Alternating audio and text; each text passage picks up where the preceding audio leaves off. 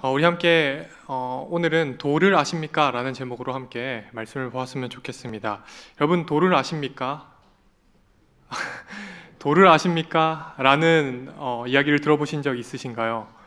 요즘에는 뭐 얼굴빛이 화나시는데 뭐 어떻게 해서 안 됐네요. 저랑 이야기 좀 하시죠 하고 말을 거시는 분들이 요즘은 예전에는 도를 아십니까? 라고 하면서 말을 걸었던 시절이 있습니다. 기억하시나요? 제가 청년 때 그런 분에게 한번 잡힌 적이 있습니다. 저에게 도를 아십니까? 라고 오셔서 그게 뭔데요? 하고 제가 묻고 같이 이야기를 한번 나눴던 적이 있습니다.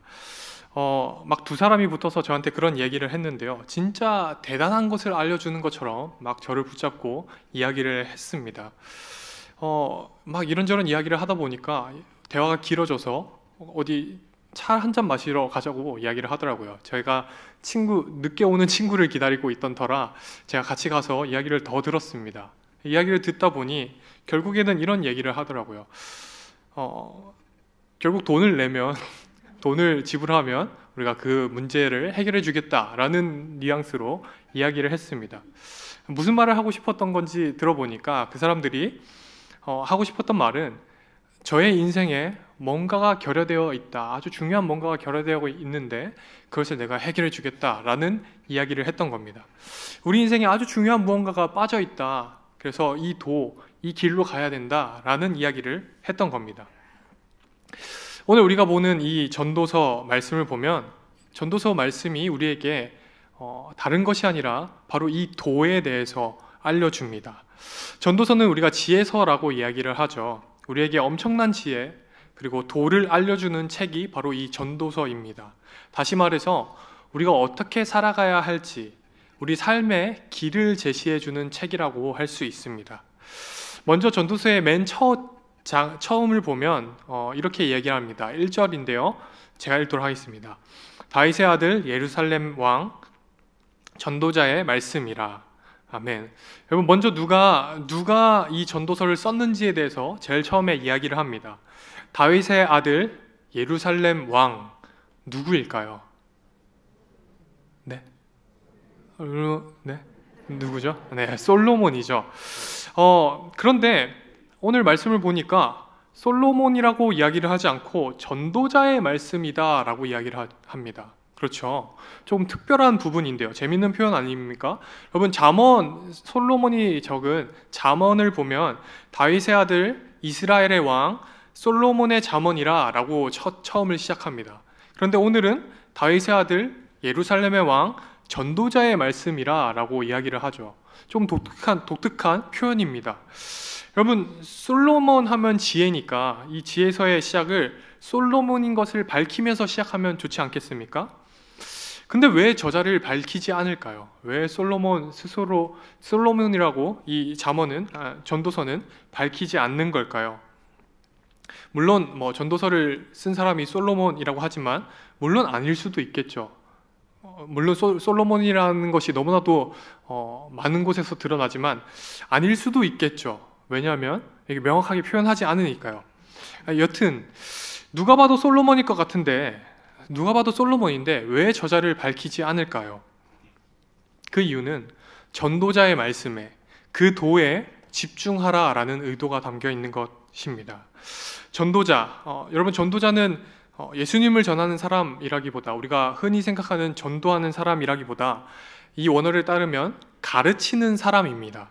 무엇을 가르칠까요? 도를 가르치는 사람입니다. 지혜를 가르치는 사람, 삶의 길을 가르쳐주는 사람입니다. 전도자가 가르치는 그 지혜, 도, 그리고 그 삶이 핵심이라 이야기하는 겁니다. 전도서의 핵심은 이 전도자가 가르쳐주는 그 도, 그 삶의 길이 핵심입니다. 자, 이 선생님이 어떤 내용을 전하는가 처음을 보면 2절에 이렇게 이야기를 합니다. 전도자가 이르되 헛되고 헛되며 헛되고 헛되니 모든 것이 헛되도다. 아멘. 아멘. 그쵸? 여러분, 전도자가 말하는 걸 보니까 모든 것이 다 헛되다라고 이야기를 하고 있습니다. 여러분, 모든 게 다 헛되다고 말하니, 세상이 다 헛되다라고 이야기하니 어떤가요? 힘이 좀 쫙 빠지나요?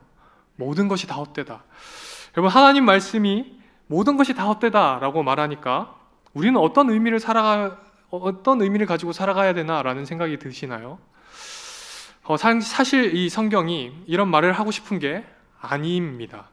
성경이 말하는 헛되다라는 것은 허무하고 아무것도 의미가 없다라는 이야기를 하고 싶은 게 아닙니다. 여기 헛되다라고 하는 단어를 히브리어로 보면 헤벨이라고 이야기를 하는데요. 이 단어는 숨, 입김, 그리고 안개를 뜻하는 말입니다. 그러니까 추운 겨울에 숨을 내쉬면 하얗게 잠깐 나타났다 사라지는 그 입김, 그리고 새벽 풀잎에 잠시 맺혔다가 사라지는 그런 아침 이슬, 또는 해가 뜨면 사라지는 아침 안개와 같은 것이 바로 이 헤벨이라는 단어입니다. 여기에서 중요한 것은 이 헤벨이라는 단어의 중요한 것은 잠깐 있다가 사라진다라는 속성입니다. 그러니까 지금 전도자가 말하는 모든 것이 다 헛되다라고 이야기하는 것은 모든 것이 다 잠깐 있다가 사라질 것이다 라고 이야기하는 겁니다. 전도자가 모든 것이 허무하고 의미 없고 쓸모없다라는 그런 가치 판단의 말을 하는 것이 아니라 그것보다는 모든 것이 잠깐 있다가 사라지는 것이다 라고 이야기하는 겁니다. 그래서 야고보서 4장 14절에 비슷한 이야기를 하는데요. 제가 읽어드리겠습니다. 내일 일을 너희가 알지 못하는도다. 너희 생명이 무엇이냐? 너희는 잠깐 보이다가 없어지는 안개니라. 아멘. 여러분, 그러니까 뭐라고 지금 말을 하는 걸까요? 우리가 소중히 여기는 것, 내가 소중히 여기는 것이 내 인생의 궁극적인 목표가 될 수 없다라는 이야기를 하는 겁니다. 다시요. 내가 소중히 여기는 것이 내 인생의 궁극적인 목표가 될 수 없다라는 말을 하는 겁니다. 내가 행복을 추구하며 찾는 것들이 당장은 행복을 주는 것 같지만 절대로 우리의 공허함을 해결해 줄 수 없다라는 이야기를 하고 있는 겁니다. 전도자가 이어서 계속해서 이런 이야기를 합니다. 3절에 이렇게 이야기하는데요. 해 아래에서 수고하는 모든 수고가 사람에게 무엇이 유익한가? 아멘. 무슨 말이죠? 해 아래에 있는 그 모든 수고가 무슨 유익이냐라고 말하는 겁니다. 여러분, 이렇게 계속 보다 보면 좀 절망적이지 않나요? 우리가 일하고 밥 벌어먹고 하는 게 무슨 의미가 있는가라는 생각이 들기도 하는데요. 지금 전도자가 우리에게 어떠한 삶의 지혜를 알려주기 전에 어떤 작업을 하고 있는 거냐면 우리의 가치관을 깨고 있는 겁니다. 돈이 중요해. 또 명예가 중요해. 좋은 집에 살아야지. 좋은 차 타야지. 또 뭐가 있을까요? 여러 가지가 있겠죠. 우리 마음에 생각이 떠오르신 게 있겠죠. 무튼 이게 가장 중요해라고 생각하는 것들을 보고 아니야, 그게 중요한 게 아니야 라고 말하는 겁니다. 그렇게 우리의 가치관을 지금 깨부수고 있는 겁니다. 그거 다 잠깐 있다가 사라질 거야 라고 전도자가 말을 하고 있는 거죠. 이어서 4절에서는 우리 존재가 이렇다라고 더 명확하게 이야기를 하는데요. 제가 읽겠습니다. 한 세대는 가고 한 세대는 오되 땅은 영원히 있도다. 아멘. 여러분, 우리 존재가 그런 존재다. 우리 존재가 헤벨과 같은 존재다라고 이야기하는 겁니다. 영원할 것 같은 그 모든 것을 가졌다고 할지라도 한 세대가 지나가면 다 사라지고 새로운 세대가 오게 된다라고 이야기하는 겁니다. 우리는 많은 세대 중에 한 세대일 뿐이다라고 이야기하는 거죠. 여러분, 심지어 11절에 가서 보면 이렇게 이야기를 합니다. 이전 세대들은 기억되지도 않을 것이다 라고 이야기하죠. 여러분, 우리 인간의 삶이 결국 유한하다라고 이야기하고 있는 겁니다. 너희는 영원하지 못해, 유한해 라고 이야기하고 있는 거죠. 그런데 그 유한한 헤벨과 같은 우리와는 반대로 영원한 것이 있습니다. 이제 성경을 보셔야 되는데요. 4절 끝에 이렇게 얘기를 하죠.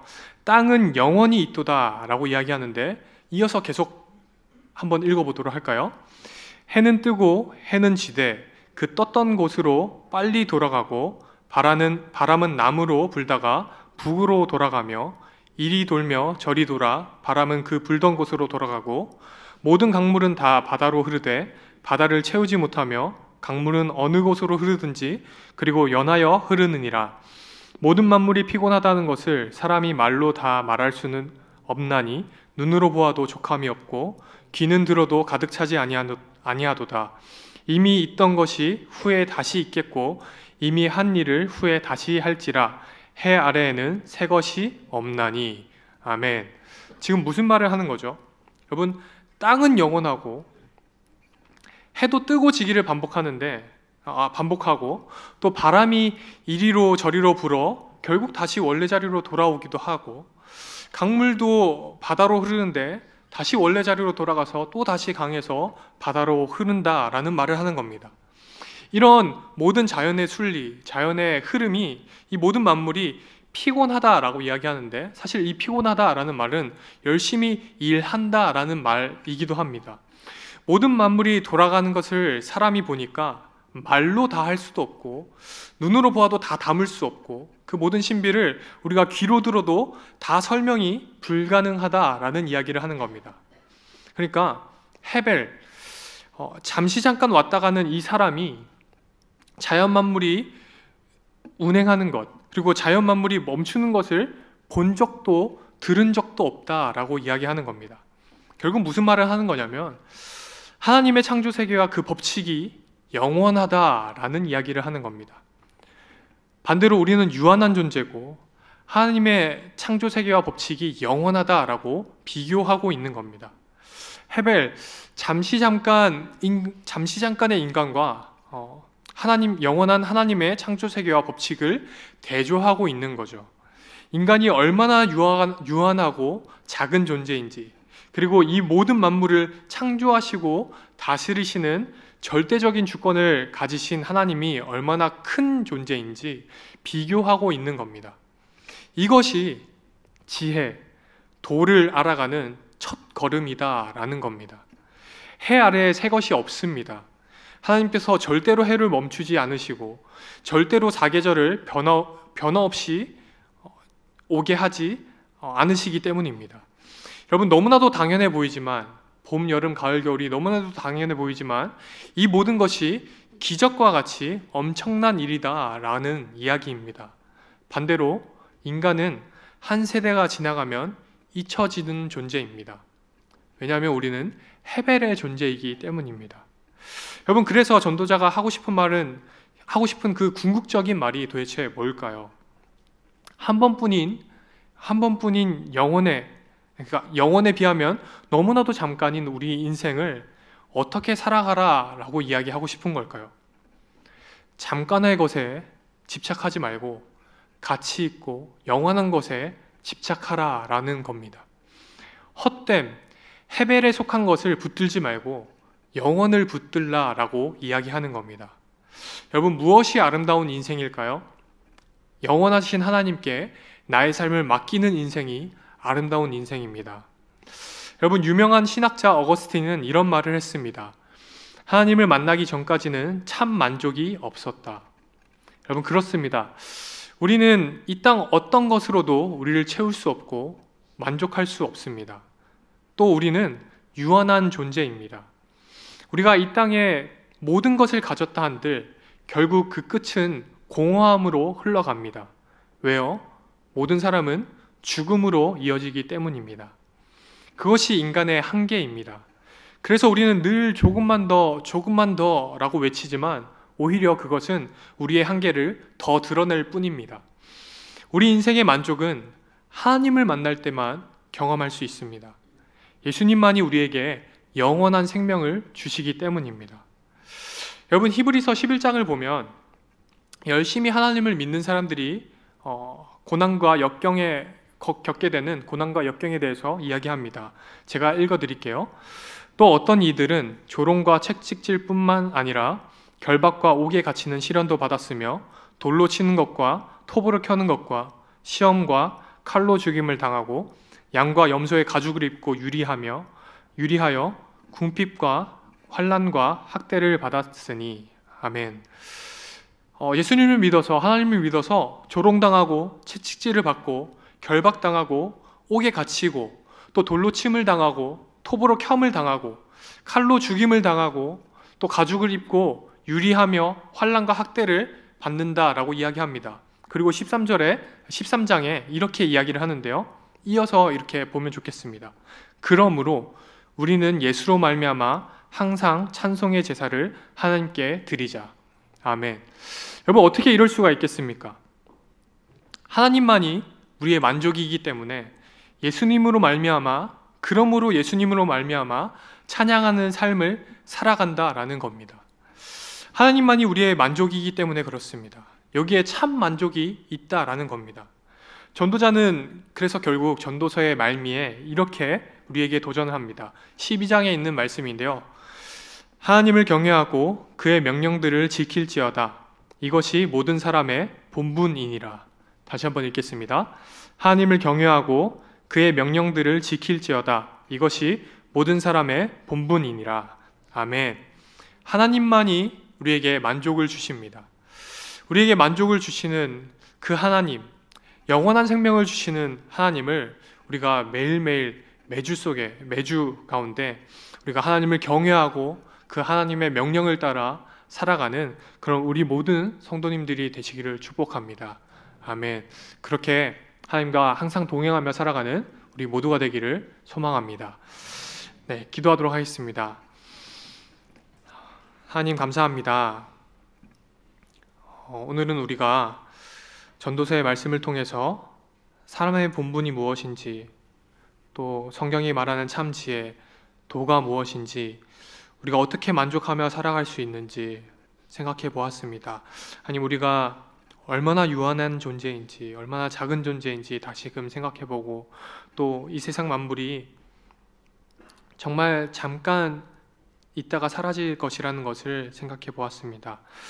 아니, 우리가 정말 잠깐 있다가 사라질 것에 목숨 걸지 않고 우리의 인생을 바치지 않고 영원하신 하나님, 이 세상 만물을 다스리시고 우리에게 영원한 생명을 주시고 우리의 죄의 문제를 해결해 주시는 하나님께 나의 삶을 드리며 우리의 삶을 맡겨드리고 살아가게 도와주시옵소서.